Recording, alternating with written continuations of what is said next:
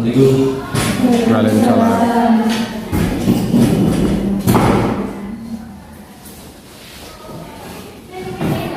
Selamat siang ya. Ya Pak.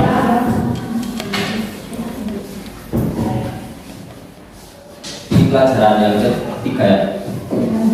Sebelum memulai pelajaran, mari kita berdoa dulu dengan bacaan Al-Fatihah. Bismillahirrahmanirrahim. Alhamdulillahi rabbil alamin. Ar-Rahmanir-Rahim. Maliki yaumiddin.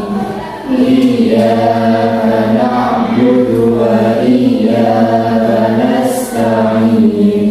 Ihdinas siratal mustaqim. Siratal ladzina an'amta 'alaihim ghairil maghdubi 'alaihim waladdallin. Rabbighfirli wa liwalidayya. Amin. Oke, kita absen dulu. Rokah Zulfa Denanda, Rida Wahyuningsih, Rika Mistiani, Lailatul Hasanah, Siti Rofiko, Latifatul Hasanah, Laila Rahmawati, Rodina Siti Quratul Uyun, Zidna Nabilain Nabi,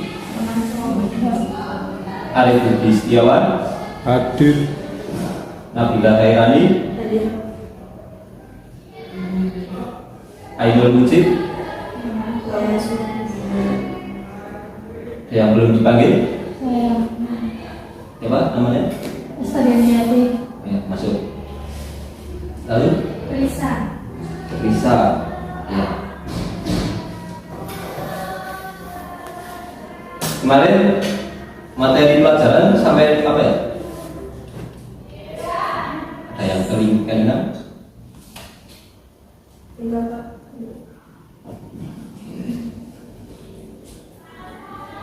Kemarin tentang iman kepada kita. Sekarang kita masuk ke materi selanjutnya.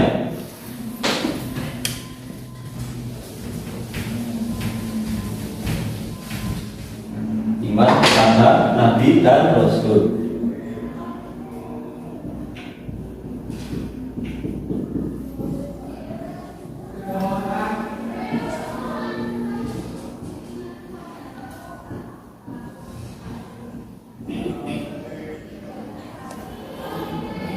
Apa sih yang dimaksud dengan iman? Percaya. Lalu?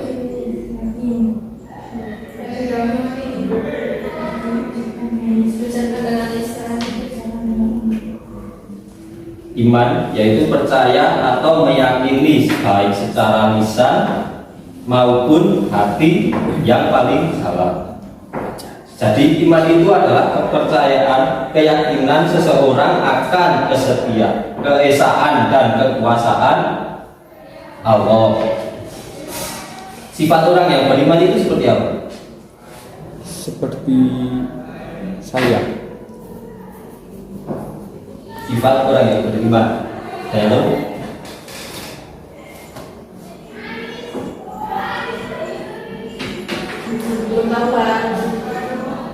Yakin dengan keesaan Allah.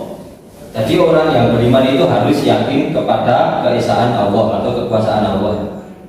Yang kedua apa?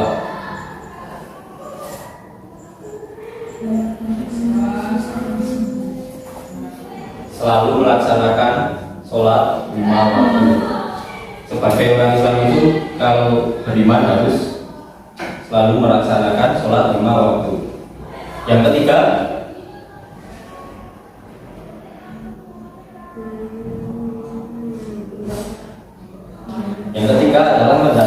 mentadabburi Al-Quran.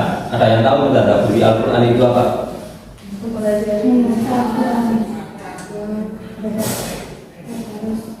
Mengkaji, mempelajari ya.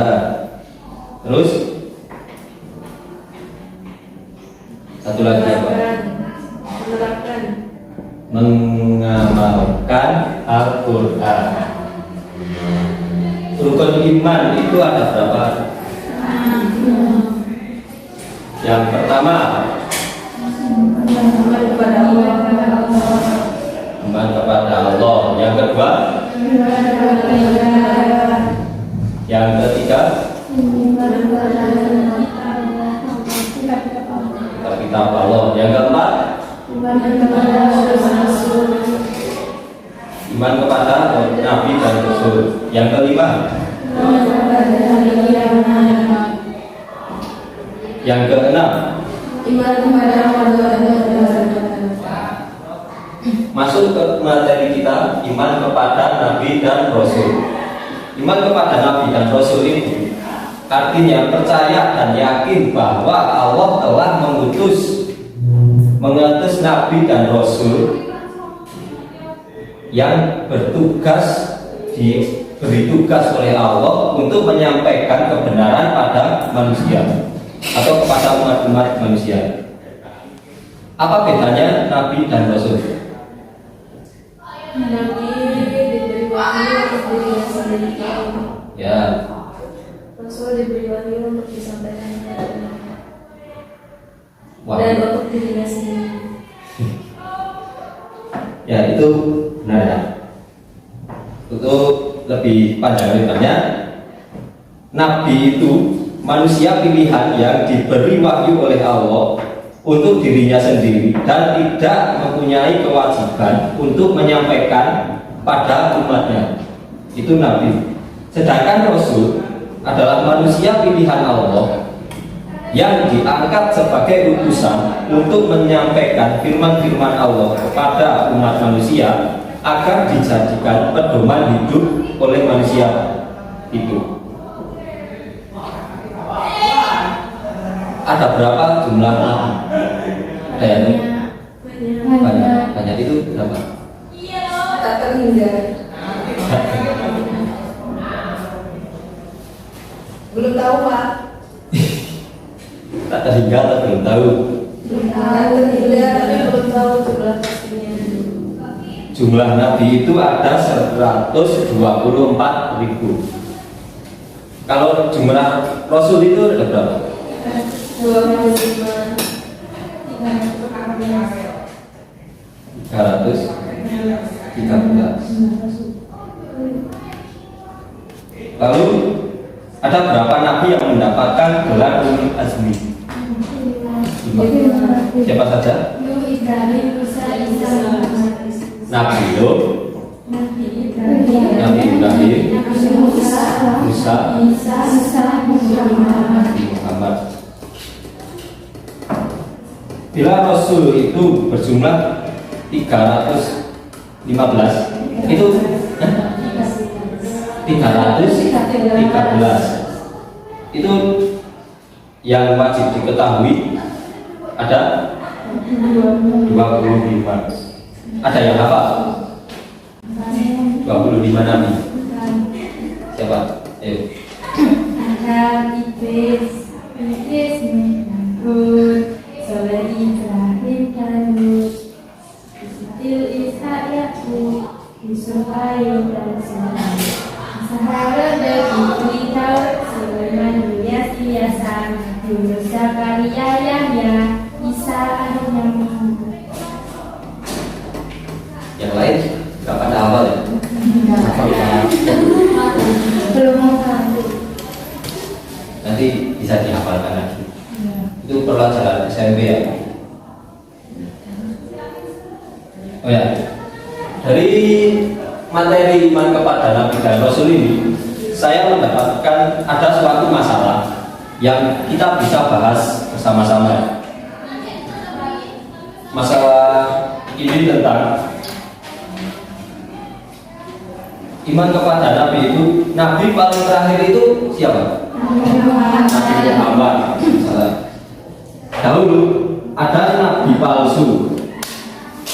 pada zaman Nabi masih hidup atau Sudah meninggal. Ya. Abu Bakar.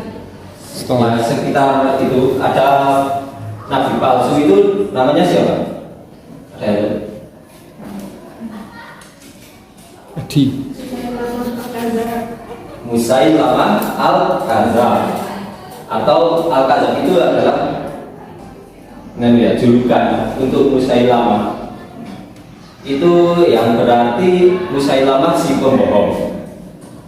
Yang nama asli dari Musailamah al-Kadzab itu adalah Maslamah bin Habib atau yang dikenal dengan Musailamah al-Kadzab ini, seorang yang mengaku nabi pada zaman Nabi Muhammad dakwah di Jazirah Arab. Jadi pada waktu itu Nabi Muhammad itu masih hidup ya. Dalam Islam dia diklaim sebagai nabi palsu. Apabila di Indonesia ini, apakah pernah muncul nabi-nabi palsu seperti itu? Tidak tahu. Ada yang tahu? Suka melihat berita kan? Enggak, itu nontonnya sinetron tulis ya. Agung. Itu nabi palsunya siapa? Kemet.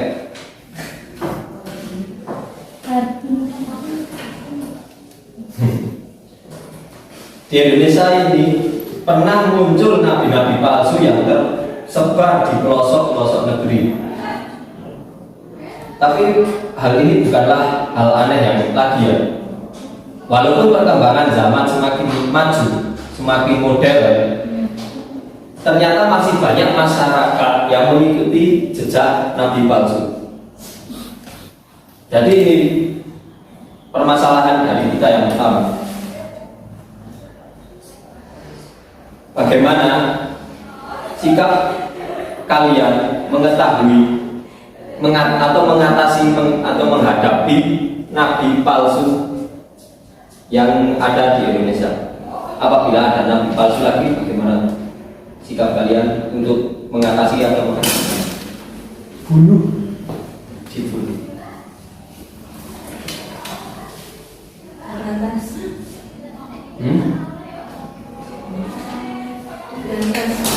Berantas itu Di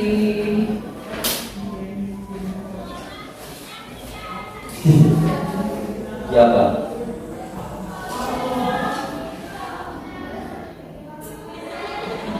Kita buat kelompok aja. Ada berapa orang? Ini tiga orang ini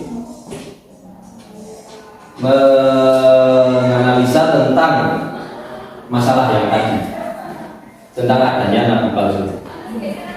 Dan yang kedua, ini kelompok 1, kelompok 2, kelompok 3.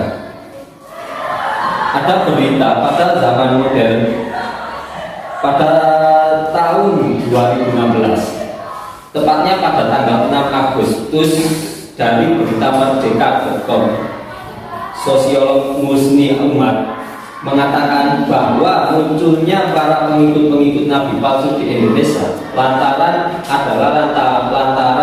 adanya faktor tingkat pendidikan masyarakat yang masih terbilang rendah walaupun zaman sudah semakin maju. Beliau mengatakan tingkat pendidikan masyarakat di Indonesia masih kurang memadai sehingga pemahaman agama di masyarakat sangat minim. Dikonfirmasi melalui sambungan telepon Jumat 5 Agustus malam 2016. Bahkan Wakil Rektor Universitas Ibnu Khaldun tersebut menilai bahwa banyak masyarakat di Indonesia yang religius namun memiliki paham agama yang sangat minim.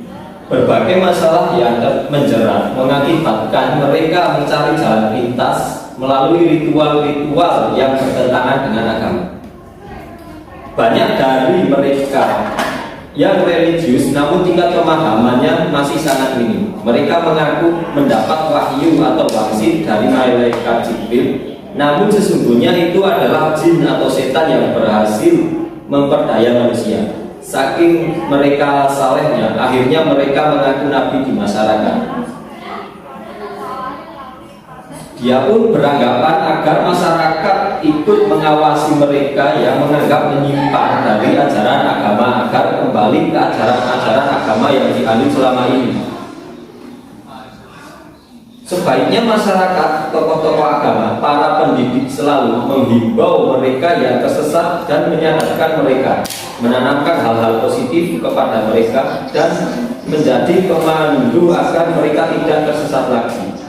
Dan kita harus ikut menciptakan kehidupan yang lebih harmonis. Jangan main hakim sendiri. Pungkas Muslim. Hal serupa juga disampaikan Ketua Dewan Pertimbangan MUI Din Samsudin, yang mengatakan bahwa Indonesia merupakan lahan yang subur untuk isu-isu spiritualis. Bagi saya dan ormas-ormas Islam ini perlu introspeksi, karena ini membuktikan bahwa dakwah kita belum luas dan mendalam, sehingga masih ada yang seperti itu. Ucap diusai memimpin rapat pleno 5 Dewan Pertimbangan MUI di Jakarta Rabu 24/2 masalah 2. Ini untuk kelompok 2.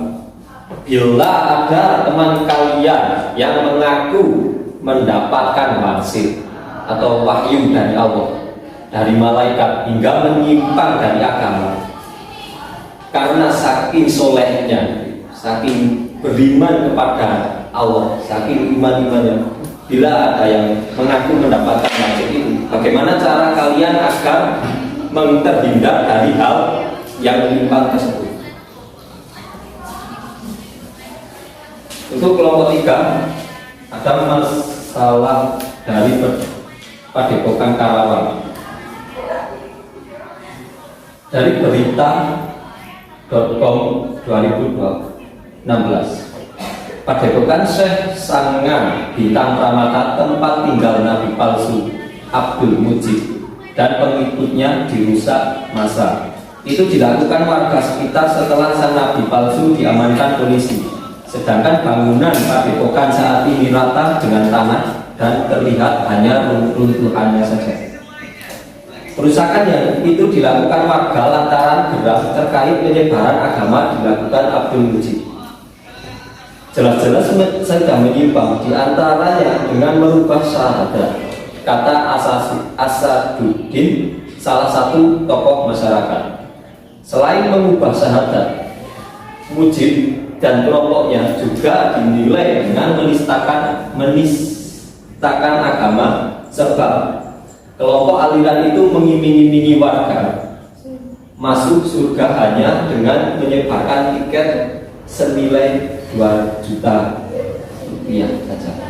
Ada tiket 2 juta rupiah untuk masuk surga. Pokoknya tidak ada kata lain selain sesat, tegas Asaduddin. Abdul Mujib akhirnya diamankan polisi pada Kamis April tanggal 8 kemarin.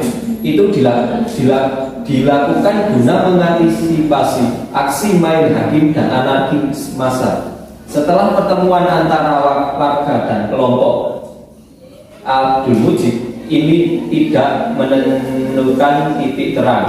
Bersamaan dengan itu, masyarakat juga mulai sulit dikendalikan.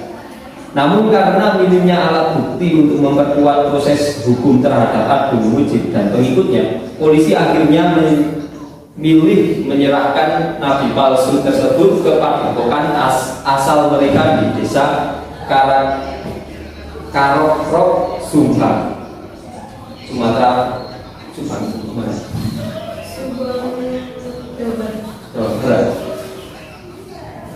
Ini untuk kelompok 3. Apabila kalian sebagai warga di kasus ini, apa yang kalian lakukan tanpa melakukan kekerasan dan tanpa menimbulkan masalah yang lebih besar lagi?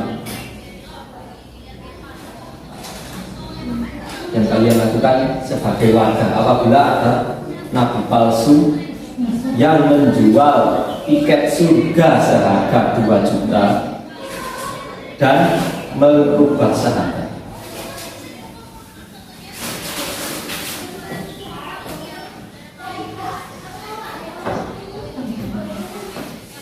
Kelompok 1 bagaimana? Pertanyaan Iya. tentang bagaimana cara menanggapi bila ada nabi palsu di Indonesia itu. Cara mengatasi kalian, cara mengatasi sikap kalian untuk mengatasi atau menghadapinya. Bunuh.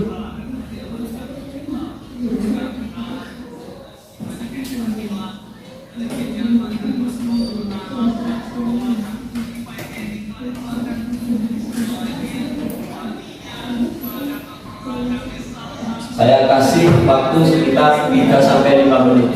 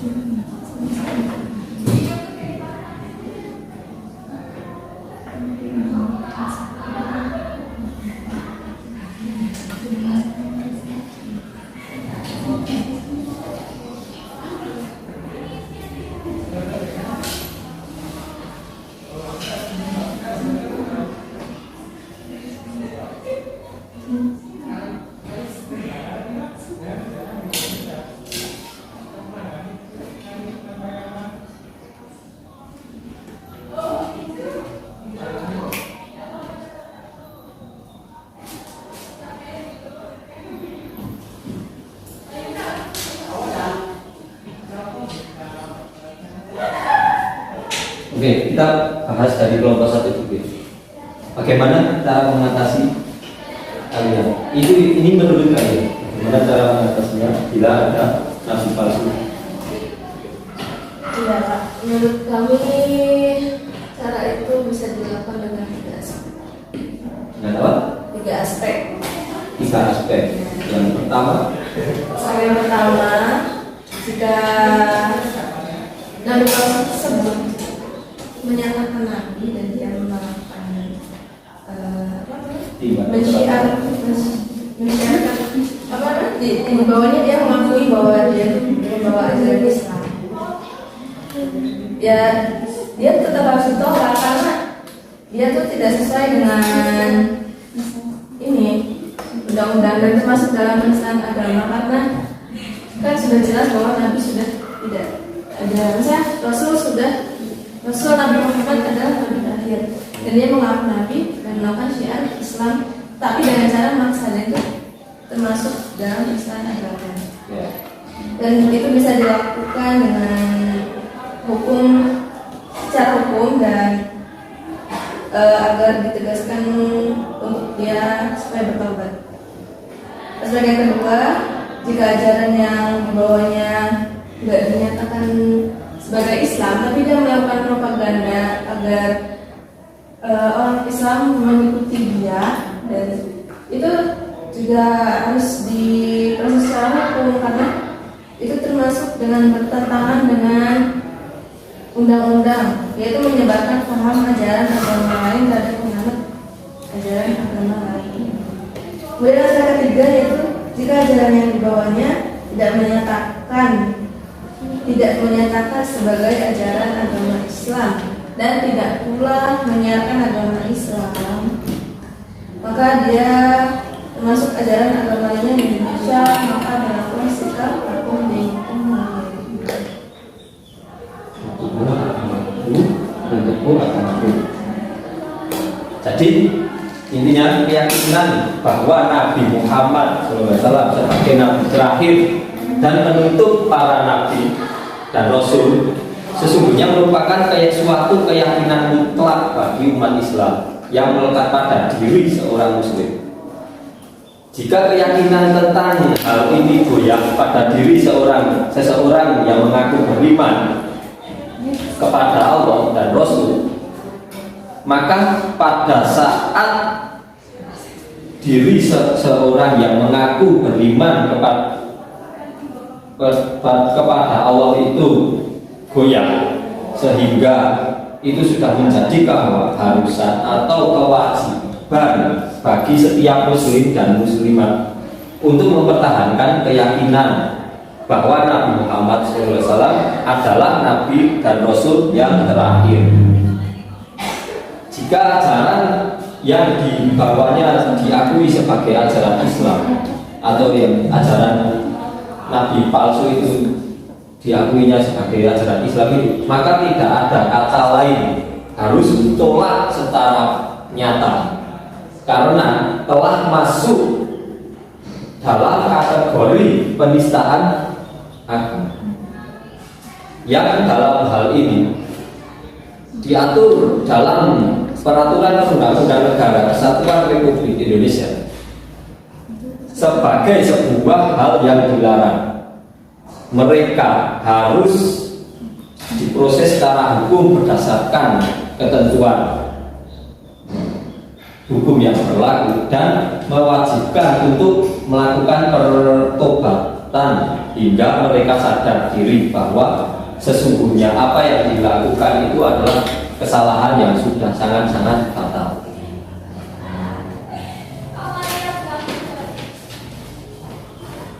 Ada hadis yang menjelaskan tentang bahwa Nabi Muhammad adalah penutup seluruh para nabi. Allah berfirman pada Quran surat Al-Ahzab ayat 40, makanya Muhammadun aba ahadin manarojalikum walikum walikina Rasulullah wa qatamawana bina wa kana wa bi kulli syai'in aliman. Yang artinya Muhammad itu sekali-kali bukanlah bapak dari seseorang laki-laki di antara kamu, tetapi dia adalah Rasulullah dan menutup nabi-nabi, dan adalah Allah yang maha mengetahui segala sesuatu.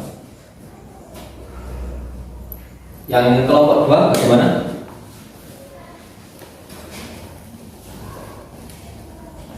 Tadi pertanyaannya Tanggapan dari yang berita itu. kalau ada maksudnya orang Bila ada teman kalian yang mengaku mendapatkan wahyu atau mendapatkan wahyu dari Allah, terus bagaimana sikap kita gitu kan? ya, Menurut saya kalian akan terhindar dari hal yang tersebut. kalau ada seseorang yang di sekitar kita mengaku mendapatkan wahyu gitu, terus dia sampai melakukan sesuatu ibadah yang menurut dia inilah wahyu yang maksudnya yang terakhir, yang benar, bukan wahyu yang sudah disampaikan Nabi Muhammad gitu, karena dia mengaku sebagai Nabi yang mendapat wangsit terbaru setelah Nabi Muhammad gitu.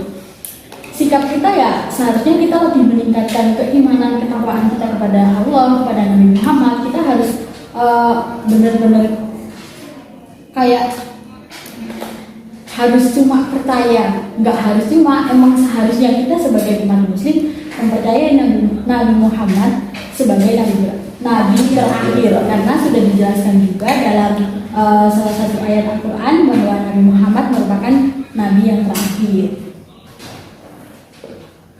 Berarti terus yang kelompok 3 bagaimana contohnya? Dari kelompok 3 yaitu jika mengakunya itu tidak diperluaskan, maka cukup diberitahukan sikap yang aktif dan menyadarkan baginya. Namun jika yang itu bersangkutan menyebarluaskan ke khalayak umum dan membuat resah umat, maka perlu tindakan pencegahan. Hal itu diotoritaskan berada pada kuasa penegak hukum.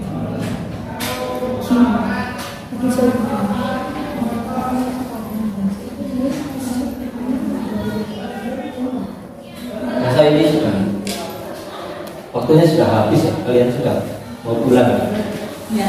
Ya. Sudah. Itu keterangan bagi kelompok 2 dan 3 saya akan menerangkan untuk pertemuan selanjutnya saja.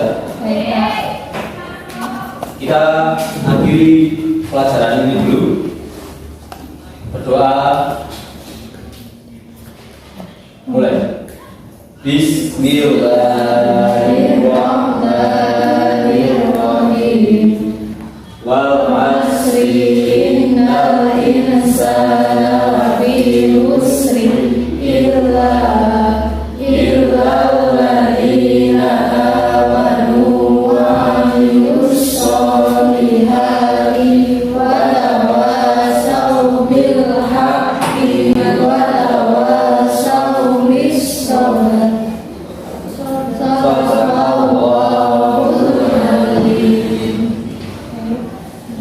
Selamat istirahat, hati-hati di jalan. Wassalamualaikum warahmatullahi wabarakatuh.